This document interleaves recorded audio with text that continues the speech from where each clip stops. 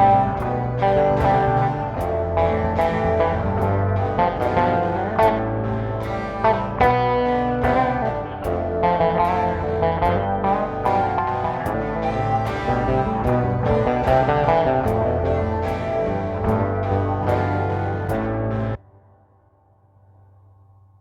what do we have here today?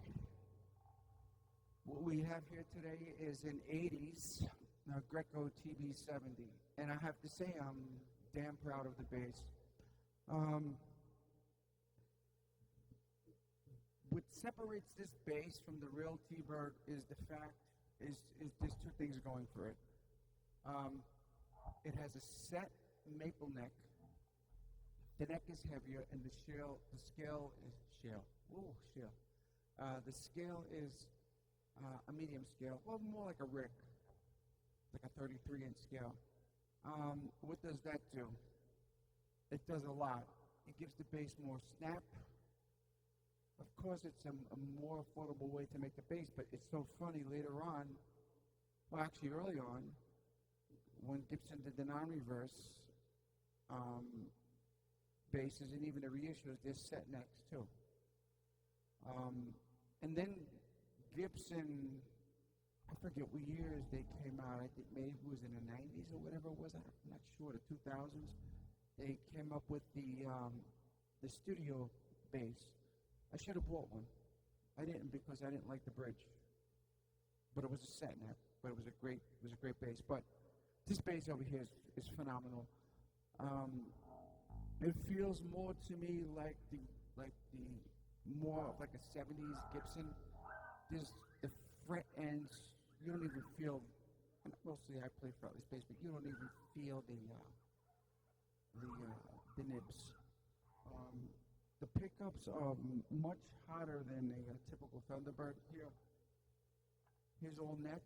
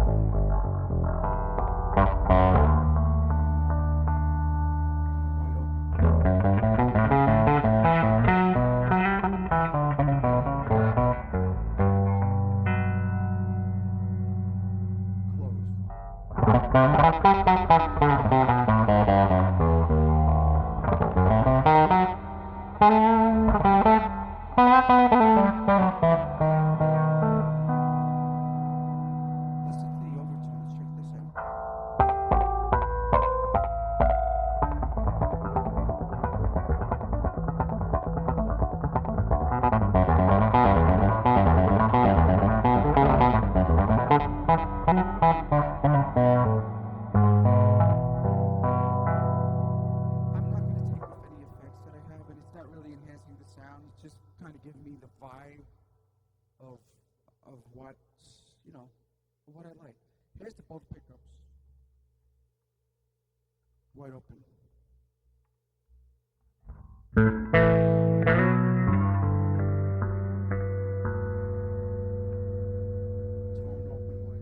Tone open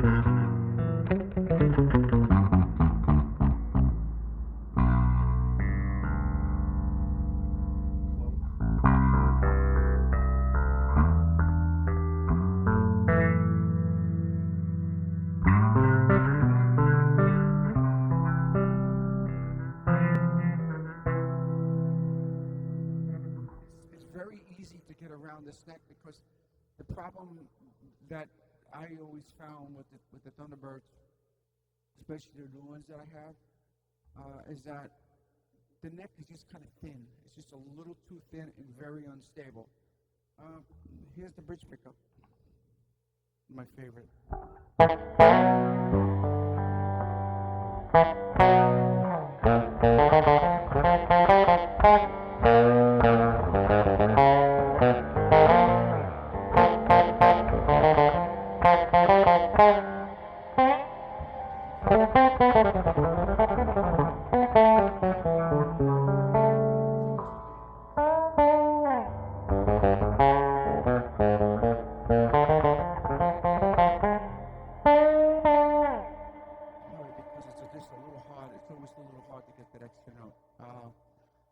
But here's what this pickup, the bridge pickup wide open.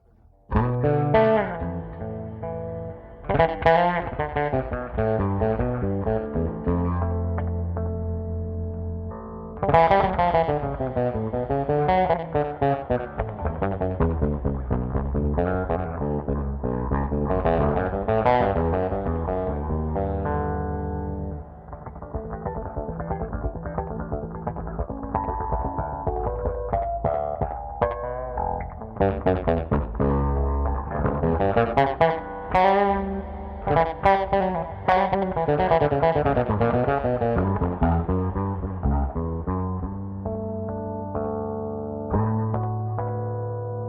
I'm not going to lie. I did two modifications. I gave it banjo tuners, and I added another tone capacitor to it. I'm not exactly to where I want it. It's more to give me the honk. So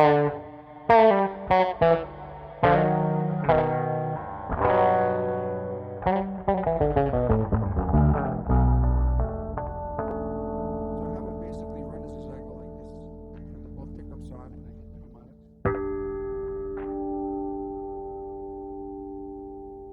And I just get it right about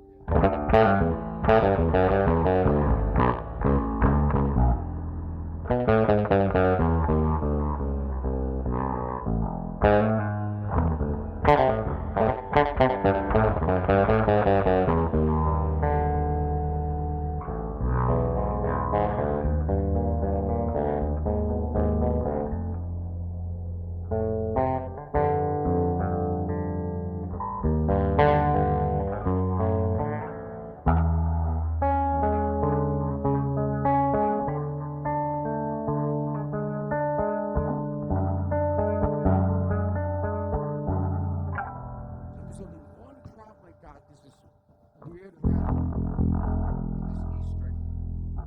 It's so funny. It's got the right clearance.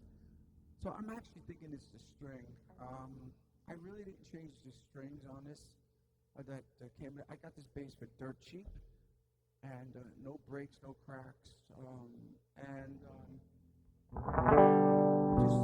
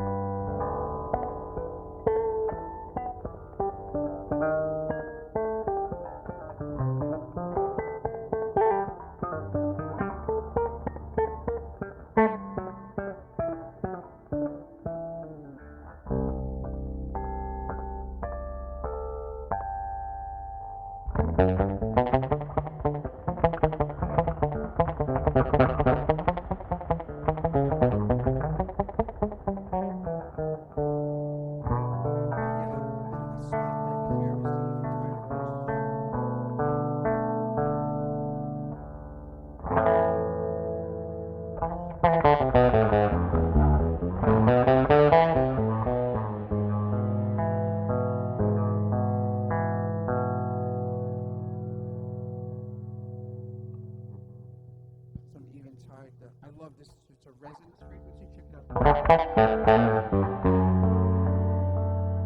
of gives you that wow kind of a tone, but there's something else going on in it. I just can't get that other part out of it that I don't want, but nevertheless.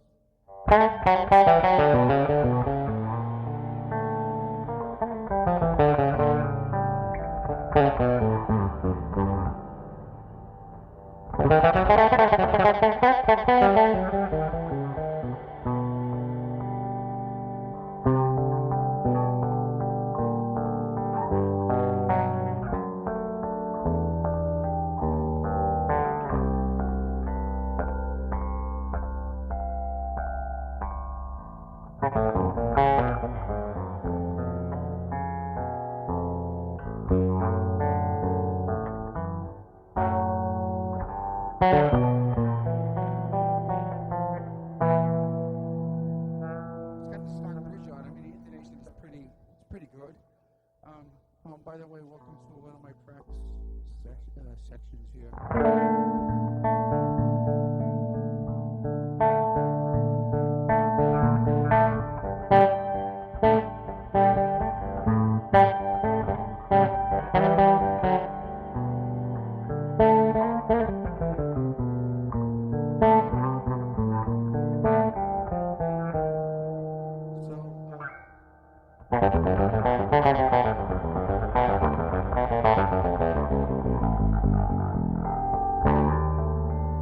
They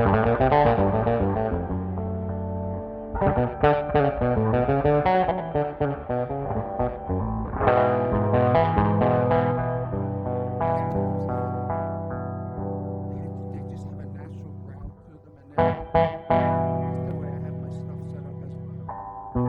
So does that name on that headstock mean anything? Does it make a difference? If it says if I'm playing a Gibson or if I'm playing Ronaldo or I'm playing this Greco, you know,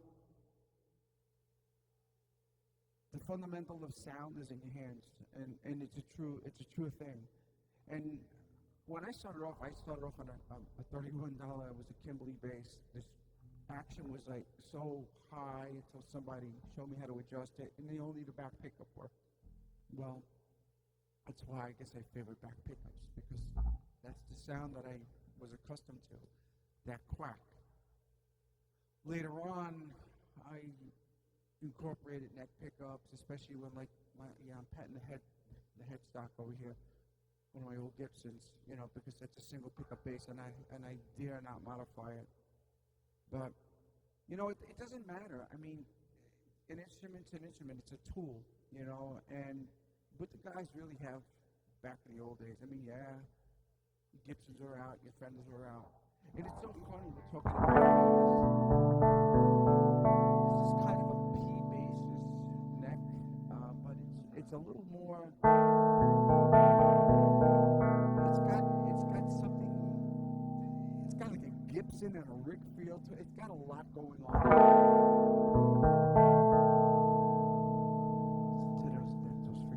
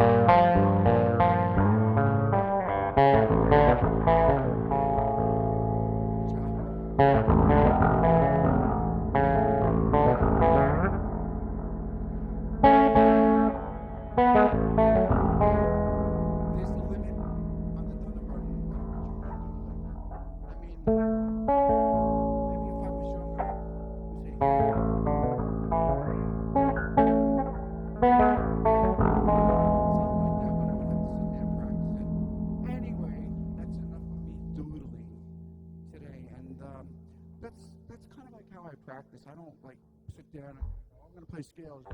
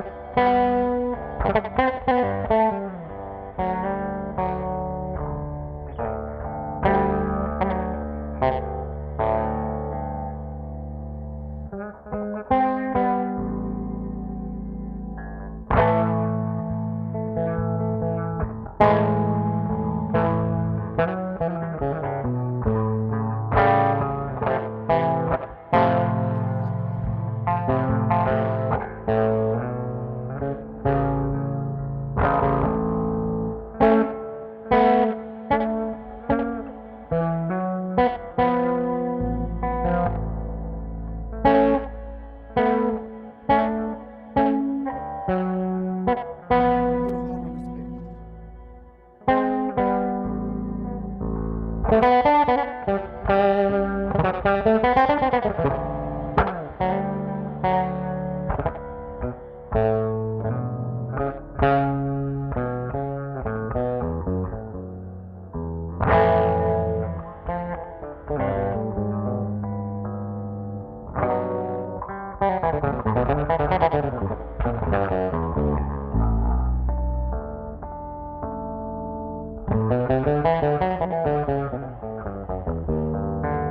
be ashamed to make the little mistakes. I mean, this is where you make them. You make them in the bedroom. Don't make them out there. That's the problem. But this is, like I said, this is like when you sit here, you sit around your inspirations, your old Gibsons, your Marshalls, and your stuff like that, and you just, and this is where you do it. This is where you do it. This is where it happens. It's not like I'm sitting at the end of the bed and I'm great. Whoa. And then all of a sudden I got to come do it. And everybody's telling me, hey, man, that ain't working. Well, it worked. Where did it work? Well, it worked in my bedroom. Well, that's not the way it works in the real world. It's just not the way it works. So anyway, now I'm going to leave you alone. That sound good? Even though I got the desire. Anyway, I'll catch up with you later and more with this bass later on.